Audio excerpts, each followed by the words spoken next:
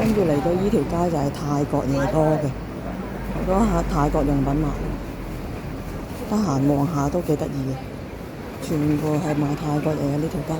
同埋對面嗰間彩虹甜品咧，係泰國人嗰啲糕點咧，好多人買嚟食。呢度有好多泰國嗰啲雜貨鋪。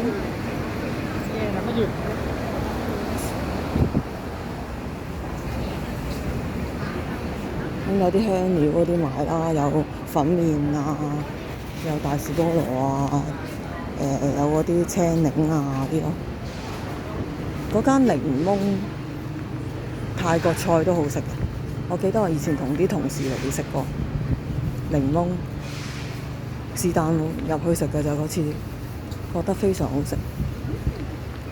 依間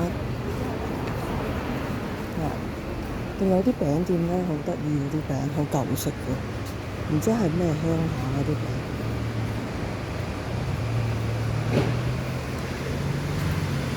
呢間就係賣齋嘅，賣齋。呢間就係椰子專門店，淨係賣椰子啊、香料嗰啲嘢，好多間分店嘅都，佐敦都有。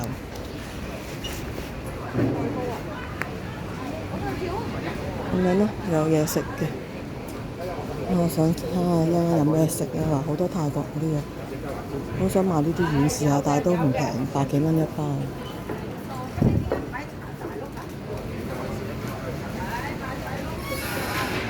有嗰間咩桂魚仔咧，係賣啲餅，嗰啲餅係我唔知係愛嚟拜神咧，有咩？而家行過去望一望先。創發潮州店，而家九龍城好多舊樓都俾人收購，所以地下啲鋪賣少見少啦，即係已經係執得就執，冇以前咁興啦。嗱，呢間啊，桂魚仔啊，唔知咩嚟，好得意啊！中呢啲好，而家入咗嚟呢一間咧，新發現嘅雜貨店，全部泰國嘢，有埋器皿嗰啲喎，呢啲煲啊，好地道喎，啲帽嗰啲，香水嘅膠。